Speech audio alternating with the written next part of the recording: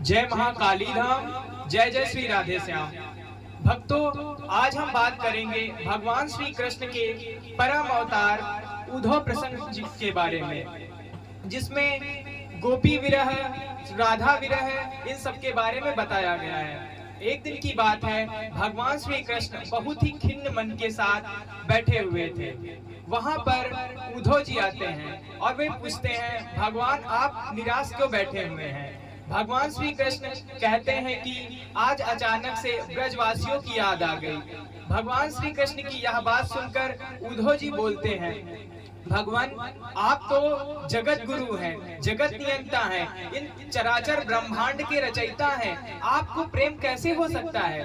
किसी से आपको प्रेम कैसे हो सकता है? आप उन ब्रजवासियों को ज्ञान के साथ भी तो समझा सकते हैं। इतनी बात सुनकर भगवान श्री कृष्ण की आंखों में आंसू आ गए। उन्होंने बताया, ज्ञान, वो ब्रजवासी तो अनपढ़ हैं, उन्हें ज्ञान के साथ कैसे समझाया जा सकता है?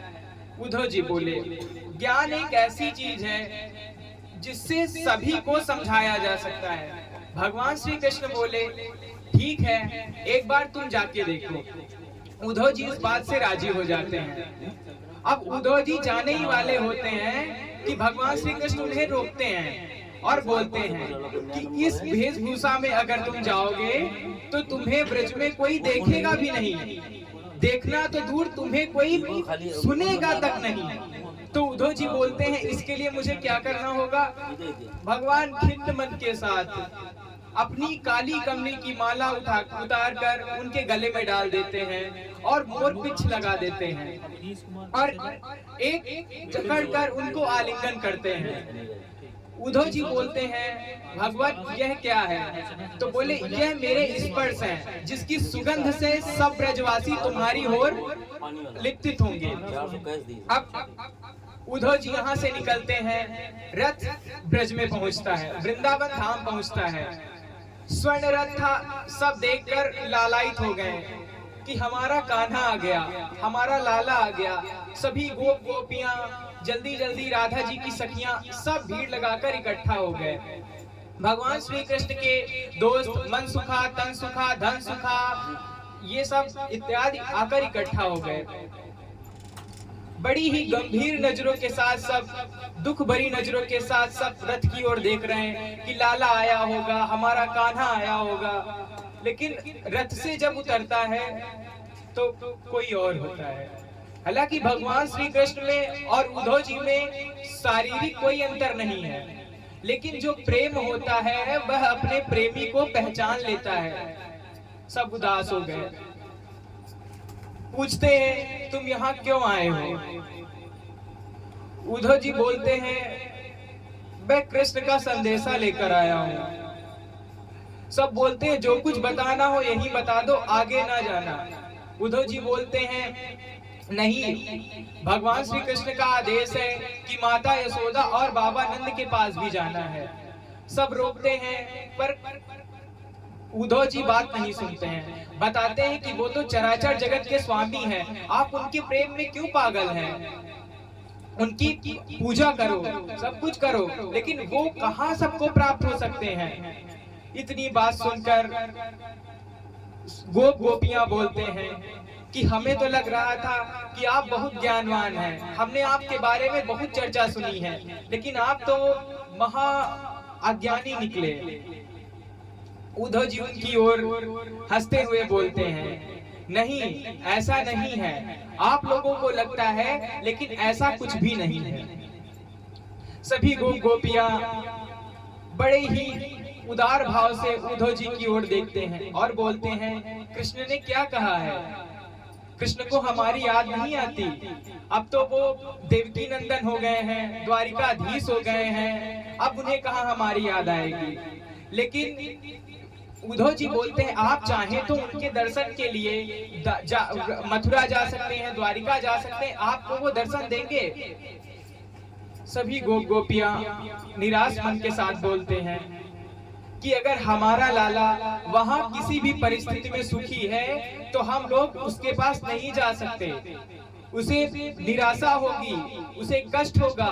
वो जैसा भी है बस वहां सुखी रहे, वो बोल के गया था कि परसों आऊंगा, लेकिन परसों से वर्षों हो गए, आज तक श्री कृष्ण ने दर्शन नहीं दिए। सभी गोपियां बिलख रहे हैं, पक्षी चहचहा रहे हैं। जो कृष्ण जी की गायें थी वो सूख गई हैं, वो खाना तक नहीं खाती, चारा तक नहीं खाती।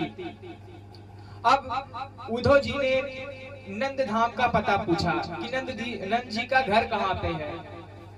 तो सभी ब्रजवासियों ने बताया कि ये जो गंगा सी पवित्र धारा बह रही है, इसको सीधे फॉलो करते हुए चले जाओ, आप सीधे नंद भवन में पहुंच जाएंगे।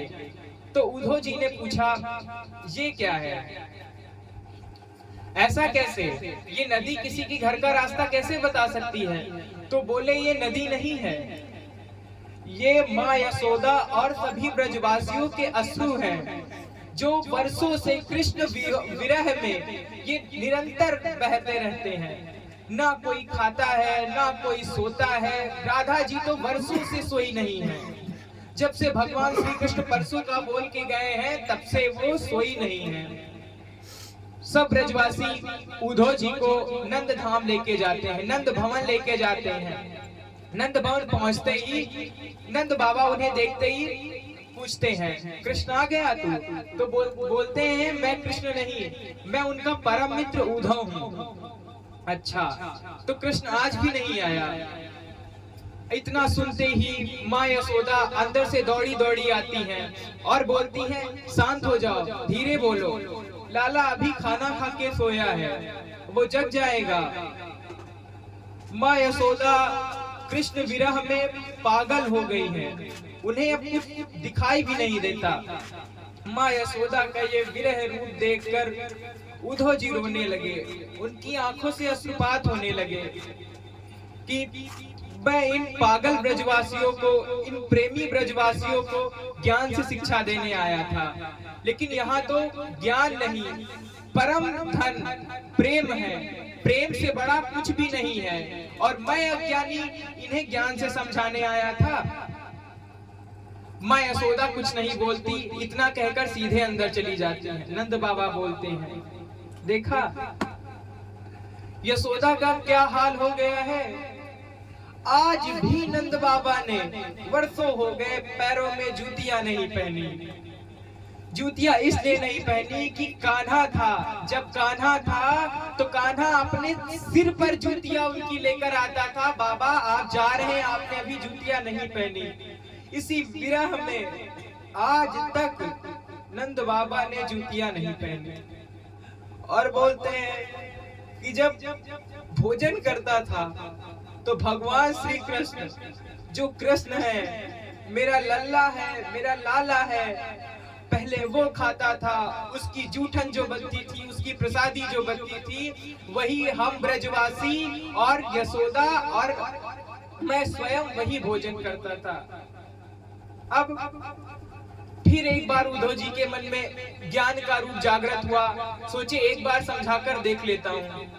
और बोलते हैं, बाबा आप जिसको अपना लल्ला समझ रहे हैं, लाला समझ रहे हैं, वे तो चराचर जगत के स्वामी हैं, सद्गुरु हैं, इस ब्रह्मांड के नायक हैं। वे आपके लल्ला कैसे हो सकते हैं? वो तो उनका एक खेल था। नंद बाबा इतना सुनते हुए रोने लगते हैं। बोलते हैं कि आज तक मैंने सुना था कि चलो वो कोई व्यक्ति गुस्सा हो गया, वो नहीं आएगा, लेकिन सबकी आशा तो भगवान की तरफ आखिरी में जाती है। और तुमने आज ये बोल दिया कि मेरे घर से भगवान रुष्ट होकर लौट गए, अब मैं किसके द्वारे जाऊं, किसकी आराधना करूं?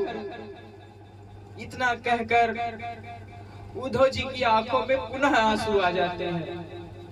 अब वह गोपियों की ओर पहुंचते हैं, ज्ञान से उन्हें समझाने का प्रयास करते हैं कि हो गोपियों, वे भगवान हैं, वे भगवान श्री कृष्ण हैं, उन्हें प्रेम के वश में नहीं किया जा सकता।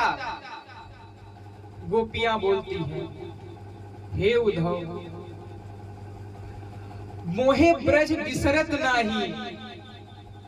कहती है, जिस दिन से भगवान श्री कृष्ण ने यह वृंदावन छोड़ दिया, उस दिन से ना दिन दिन लगता है, ना रात रात लगती है, ना घर है, ना परिवार है, बस कृष्ण की याद है, कृष्ण की याद है, कृष्ण की याद है। और हमारे लिए कुछ नहीं है, सिर्फ कृष्ण है। और आप बोलते हैं वे भगवान हैं, वे भगवान तो बाद में होंगे, पर सबसे पहले वो मेरा माखन चोर है, मेरा लाला है, मेरा नंद लाला है, मेरा कुंवर कन्हैया है। उद्धव जी बोलते हैं सब कुछ करो, अपने काम करो, अपने परिवार में ध्यान लगाओ और भगवान के लिए समय निकालो कि इस समय पर हम भगवान की पूजा करेंगे और बाकी समय में अपना मन अपने परिवार में लगाओ। तब गोपियां बोलती हैं उद्धव मन न भय 10-20, उद्धव हमारे पास 10-20 मन नहीं है, एक हुतो तो गयो श्याम संग, को आराधईस, को आराधईस। कहती है कि उद्धव हमारे पास 10-20 मन नहीं है, सिर्फ एक मन है, सिर्फ एक मन है जो कि मैंने भगवान श्री कृष्ण में लगा दिया, अपने लाला में लगा दिया। अब किस मन के साथ मैं भगवान की पूजा करूं, मैं अपने परिवार में मन लगाऊं? एक ही तो मन था जो कृष्ण चोरी करके ले गया। आप पूछते हैं कि राधा जी कहाँ पे हैं, श्री किशोरी जी कहाँ पे हैं? सब बताती हैं कि वहां श्री किशोरी जी एक वृक्ष के पीछे बैठी हुई हैं। वहां पर उद्धव जी जाते हैं, किशोरी जी से पूछते हैं, उनका हाल चाल पूछते हैं। किशोरी जी ना पलक झपकाती है, ना कुछ खाती है, ना कुछ पीती है। वर्षों बीत गए, किशोरी जी ने आज तक पानी नहीं पिया। बोल के गए थे मैं परसों आऊंगा, मैं तुमसे मिलने आऊंगा, मैं तुम्हारे बिना अधूरा हूँ राधे। लेकिन वर्षों की प्रतीक्षा हो गई, आज तक श्री कृष्ण नहीं आए। जाते वक्त श्री कृष्ण ने राधा जी को सौगंध भी दी थी कि सौगंध है राधे, तुम अपना एक अश्रु ना निकालना, अगर तुम अश्रु निकालोगी तो मैं वहां नहीं रह पाऊंगा, मैं जिस लीला के लिए आया हूं वो लीला नहीं कर पाऊंगा। और बोलते हैं राधे ये जो मेरी बंसी है ये सिर्फ तुम्हारे लिए बजती है, मैं आज से सौगंध खाता हूँ कि जब तक तुमसे नहीं मिलूंगा तब से इस मुरली का वादन नहीं करूंगा। राधे के हाथ में वो मुरली है, वो मुरली को स्पर्श करती हुई राधे राधे कृष्ण कृष्ण बोलती है। और जब उद्धव जी नगरी में प्रवेश कर रहे थे तब उद्धव जी से ब्रजवासियों ने यह बता दिया था कि वृंदावन में इस ब्रज में कृष्ण का नाम मत लेना, क्योंकि अगर तुमने कृष्ण का नाम ले लिया तो गोपियां मूर्छित हो जाती हैं। कृष्ण विरह में, कृष्ण की याद में गोपियां मूर्छित हो जाती हैं। तो उद्धव जी ने पूछा मैं क्या बोलूं, भगवान श्री कृष्ण का ही नाम तो सर्वोपरि है। तो ब्रजवासियों ने बताया नहीं, यहाँ सिर्फ राधे राधे बोलना, सिर्फ राधे राधे बोलना, क्योंकि कृष्ण विरह यहाँ किसी से बर्दाश्त नहीं होती। और अगर किशोरी जी ने श्री कृष्ण नाम सुन लिया तो वो महीनों तक मूर्छा से नहीं उठती। ये सब बातें सुनकर उद्धव जी का ज्ञान ना जाने कहां चला गया। जो उद्धव जी ज्ञान रूप लेकर परम ज्ञानी बनकर ब्रजवासियों को समझाने आए थे, राधा रानी को समझाने आए थे, वे आज खुद ही प्रेम में लिप्त हो गए कि प्रेम से बड़ा कुछ नहीं होता। जो प्रेम है सब प्रेम है, प्रेम के बाद ही ज्ञान आता है। अगर किसी को प्रेम का ज्ञान नहीं तो वो अज्ञानी है, वो ज्ञान उसके किसी काम का नहीं। यहाँ तक स्वयं राधा जी भी अपना नाम राधे राधे राधे राधे बोलती है, कृष्ण कृष्ण वो भी नहीं बोलती। इसलिए ब्रज में आज भी श्री वृंदावन धाम में आज भी यही चलन है कि लोग वहां पर कृष्ण कृष्ण नहीं बोलते। बहुत लोगों का सवाल ये होता है कि वृंदावन धाम जाते हैं, वो तो श्री कृष्ण की नगरी है, परम लाला की नगरी है, परम ज्ञानवान की नगरी है, लेकिन वहां पर लोग कृष्ण कृष्ण क्यों नहीं बोलते, राधे राधे क्यों बोलते हैं? तो उसका यही कारण है कि कृष्ण विरह में ब्रजवासी पागल हो रहे थे। नंद बाबा ने तभी से यह नियम लागू किया कि आज के बाद वृंदावन में कोई कृष्ण कृष्ण नहीं बोलेगा, सिर्फ राधे राधे ही बोलेगा। जय श्री श्याम, जय श्री राधे, राधे राधे, महाकाली धाम की जय। श्री